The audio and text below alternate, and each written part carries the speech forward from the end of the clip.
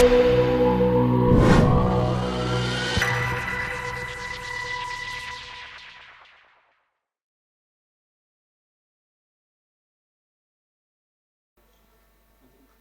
selamat pagi semua. Salam kenal, saya Nona Bella. Jadi hari ini saya mau menceritakan perjalanan saya dalam membangun sebuah social enterprise yang puji Tuhan sudah berjalan lebih dari 10 tahun. Dan satu hal yang sangat menguatkan saya, teman-teman, dan semua stakeholder di dalam usaha saya adalah bagaimana nilai-nilai warisan leluhur itu menguatkan kami dalam sebuah perjalanan berwirausaha. Singkat cerita, saya itu lahir dan besar di ibu kota, di Jakarta. Saya tuh dulu melihat kain tenun tuh gak deket sama saya. Sampai suatu hari tuh saya melihat ibu saya dengan segala hiruk pikuknya beliau, itu masih selalu merawat kain tenun, membantu para penenun di Nusa Tenggara Timur, dan sangat menyayangi kain tenun buatan mama-mama ini. Sebagai anak ibu kota, 10-15 tahun lalu, saya tuh melihat kain tenun nggak in ke gayanya anak-anak muda. Warnanya butek, kelihatannya tua. Beda jauh dengan gaya anak-anak ibu kota, yang pakainya itu jeans, pakainya tuh hiasan kerlap-kerlip dan lain-lain.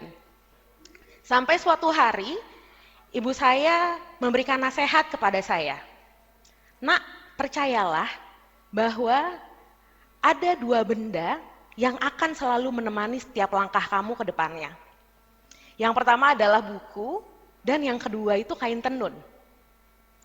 Terus ibu saya bilang, kalau kita baca buku, buku itu akan menjadi sebuah ilmu yang selalu melekat kepada kita dan memberikan cahaya ketika kita mengambil keputusan.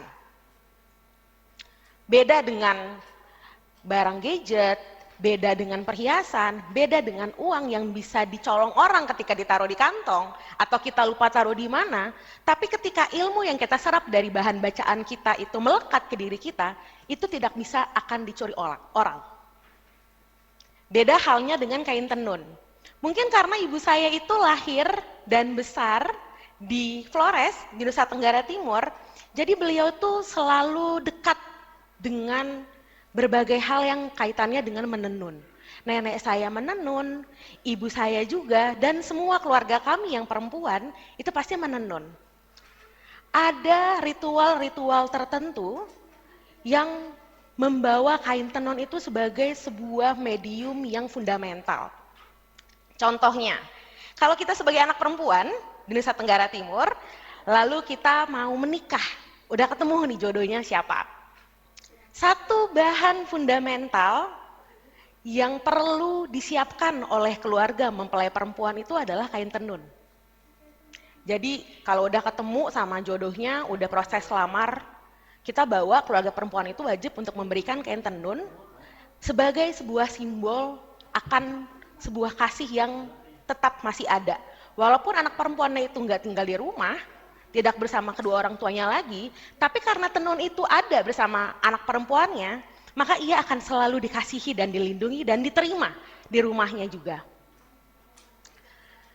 Dari situ saya tertarik dan ingin belajar lebih dalam tentang kain tenun. Akhirnya saya kuliah, saya mengambil kuliah di Fakultas Bisnis dan Manajemen. Saya melihat kain tenun itu sebagai sebuah bahan yang bisa mungkin saya modifikasi ke depannya. Tapi jauh dari rasa bisnis yang harus cepat. Suatu ketika di tahun kedua saya kuliah tuh saya merasa kok kayaknya saya salah ngambil jurusan ya. Mungkin di sini ada yang pernah merasa seperti itu, salah ngambil jurusan. Jadi suatu momen itu saya ngelihatnya gini, ini saya nih kayak berada di dua dunia yang sangat berbeda seperti dua koin dengan mata yang berbeda. Satu sisi Saya melihat dan merasakan setiap hari itu saya membuat laporan bisnis, saya membuat proposal bisnis, saya menghitung profitabilitas perusahaan tersebut dan lain-lain hal lainnya yang orientasinya ke profit. Sedangkan di satu sisi lain, di keluarga saya, di tanah saya, kelahiran ibu saya, itu masih banyak membutuhkan pertolongan. Setiap hari itu banyak banget berita-berita yang kurang mengenakan.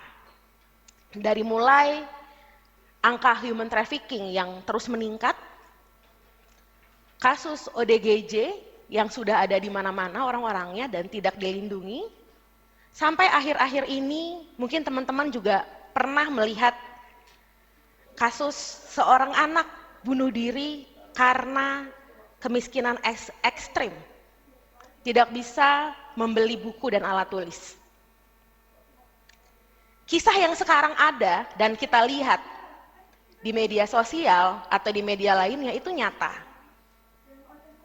Ada banyak yang sempat beropini dan ngomong ke saya, Bella, kamu tahu nggak sih, Nusa Tenggara Timur atau NTT itu kepanjangannya dari negeri tahan tempaan, tahan tekanan, NTT. Atau ada lagi yang bilang, NTT tuh nanti Tuhan tolong. Jadi saya tuh rangkumnya kayak, oh berarti mungkin ketika kita tuh punya persistence, kita tuh sangat bertekun, langit tuh akan menjawab. Tapi intervensinya nggak bisa langsung dijawab oleh langit. Kita perlu merespon dengan aksi yang tepat guna, menggandeng orang-orang untuk berubah dan menyusun strategi yang kolektif. Dari situ saya menemukan jalan dari kegelapan saya ketika saya merasa kayaknya saya salah pilih kuliah deh. Saya meyakini satu hal, ketika kita ingin mencari passion atau panggilan kita, itu ada dua pintu. Pintu yang pertama adalah pintu masuk dari hal yang paling kita cintai, yang setiap kita melakukannya itu hati kita gembira, menggebu-gebu, nagih. Tapi ada satu pintu lagi yang ketika kita masuk, itu kita sangat tidak suka, kita paling capek ngelakuinnya, tapi ingat kata Tan Malaka, terbentur, terbentur, terbentur, terbentuk. Dari kedua hal itu, saya bukan memilih hal yang paling saya gemari atau saya sukai, karena lagi, saya nggak terlalu tahu kain tenun itu apa. Saya paling sedih, khawatir ketika saya mendengar kampung halaman saya itu sangat membutuhkan pertolongan. Oleh karena itu saya memilih pintu di mana hal yang saya sangat tidak suka itu hadir, dan tentunya saya tidak sendiri. Seperti nasihat para leluhur sebelumnya, untuk membuat sebuah kain tenun itu dibutuhkan tangan-tangan banyak orang, tangan-tangan yang membantu semua proses. Waktunya itu lama, 3 bulan, 6 bulan, atau bahkan sampai 1 tahun, 12 bulan. Dengan refleksi itu saya yakin ketika saya mau berjalan jauh, saya tidak bisa sendiri. Akhirnya saya gandeng banyak orang lainnya di belakang usaha saya. Kami mendirikan usaha ini 10 tahun lalu, waktu kami masing-masing tuh masih sekolah kuliah. Jadi tahun kedua kuliah. Dengan modal pas-pasan, tapi nekat, dan tidak ada satupun di usaha ini yang punya latar belakang di bidang fashion. Yang bikin bajunya atau yang mengkreasikan kainnya di Jakarta itu arsitek. Jadi semuanya learning by doing. Kita nggak pernah tahu dulu kalau dari kulit pohon mahoni itu bisa memberikan warna alam, warna coklat. Kita nggak pernah tahu kalau dari batang mangga, batang pohon mangga, dan juga kulit buah mangga itu bisa menghasilkan warna alam hijau. Kita juga nggak pernah tahu bahwa banyak sekali warna-warna bagus yang dihasilkan oleh alam seperti kain tenun ini yang warnanya biru dari kain dari pohon tarum, pohon liar tarum.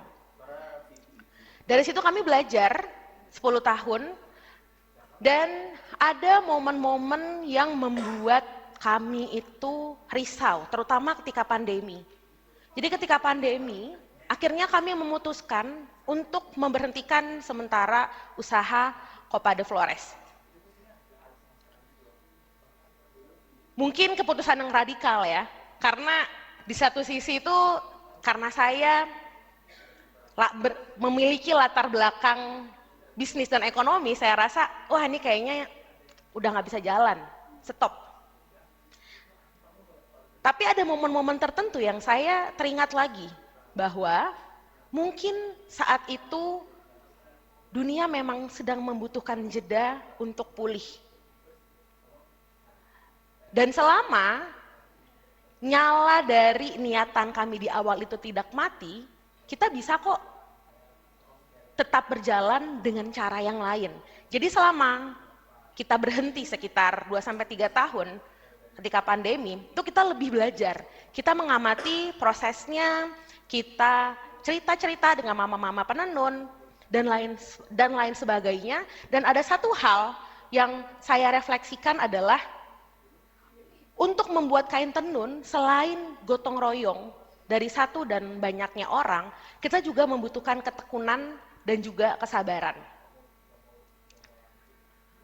Dan kain itu tidak minta untuk dibuat, nggak minta untuk dilahirkan. Dia itu dibuat oleh sekelompokan orang yang memang bertekun untuk membuat kain tenun tersebut.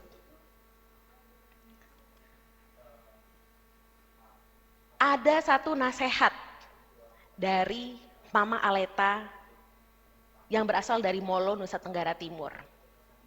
Ini adalah satu nasihat turun-temurun yang memberikan kita kesempatan untuk berpikir kembali sebagai seorang wirausaha tentunya. Bahwa hidup itu berjalan bersama alam. Dan untuk bisa menyeluruhkan, meleburkan semuanya, itu kita perlu membaca situasi-situasi yang ada saat ini. Kalau kemarin itu banjir besar di Sumatera, kenapa? Kalau sekarang banyak orang yang terjangkit wabah itu kenapa? Mungkin memang alam sedang memberikan kita sinyal, karena dia ingin pulih. Mama Aleta menyampaikan bahwa alam itu adalah kita, tubuh kita. Batu adalah tulang, air atau sungai itu adalah darah yang mengalir, tanah itu adalah daging, dan hutan serta pepohonan yang ada di dalamnya itu adalah urat nadi. Dan tanpa semua itu, tubuh manusia pun tidak bisa berjalan dengan utuh. Dari situ saya, teman-teman, dan lainnya sadar bahwa menenun alam, komunitas, kolektivitas, dan juga berbagai hal yang kami lakukan di Copa de Flores, di usaha tenun ini, adalah sebuah bentuk kasih sayang yang memang perlu dirawat. Seperti layaknya dulu ketika oma saya memberikan kain tenun ke ibu saya yang melatih dan bisa mensosialisasikan kenapa dia sangat mencintai tenun kepada saya, walaupun saya jauh, saya nggak tahu tenun itu apa, dan lain-lain karena saya adanya di Jakarta. Beliau bisa berhasil dalam menceritakan itu, dan mungkin nanti ketika saya berkeluarga, itu adalah PR saya untuk dapat menarasikan, mengkomunikasikan agar suatu hal yang sangat jauh dari anak-anak saya nanti, dari cucu-cucu saya nanti itu masih relevan untuk tetap dijalankan dan dirawat, karena perjalanan kita sebagai wirausaha dan semua profesi di dalamnya itu lekat hubungannya dengan alam.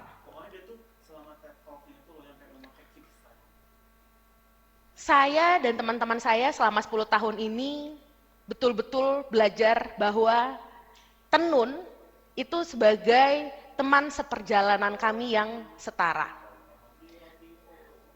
kita bisa melihat kain tenun itu sebagai sarana untuk bisa memberikan aksi tepat guna. Seperti Mama Aleta sebelumnya, yang menjadikan tenun itu sebagai arena perlawanan ketika tanahnya itu mau diotak-atik dengan korporasi. Mama Aleta mengundang teman-teman penenun untuk menenun di bukit, di tempat yang harusnya sudah diotak-atik oleh perusahaan. Kami melihat tenun pun juga bisa menjadi sebuah sarana untuk memulihkan, membebaskan, dan juga menghidupkan kehidupan kami selama kami masih berusaha dan satu, memiliki tekad. Oleh karena itu, di kesempatan kali ini, saya sangat percaya bahwa masih banyak generasi-generasi muda itu yang sangat peka, yang peduli dengan apa yang memang sudah dilakukan oleh orang-orang kita di masa lalu, nenek-nenek moyang kita. Seperti yang kita sebut hari ini tuh ancient wisdom, indigenous science, dan lain-lain yang sebenarnya sangat relevan untuk tetap kita adopsi dan kita praktekkan untuk merespon apa yang terjadi di saat ini, untuk merespon ketimpangan berlapis, dan untuk bisa mengelola dengan bijak bagaimana kegiatan-kegiatan kolektif itu benar-benar berdampak dan menjawab permasalahan yang ada. Dan nggak apa-apa loh kita berhenti sejenak, karena kita pun bisa hidup dan berjalan itu bersama-sama alam yang juga butuh untuk diam sejenak. Satu hal, saya sangat percaya bahwa aksi itu mengikuti imajinasi. Dan imajinasi itu lahir tidak dalam tempo yang singkat. Dia tidak datang tiba-tiba. Imajinasi itu dibentuk dari hal-hal yang kita baca, dari hal-hal yang kita temui, dan dari orang-orang yang ada di sekitar kita. Terima kasih. Salam dari Nona.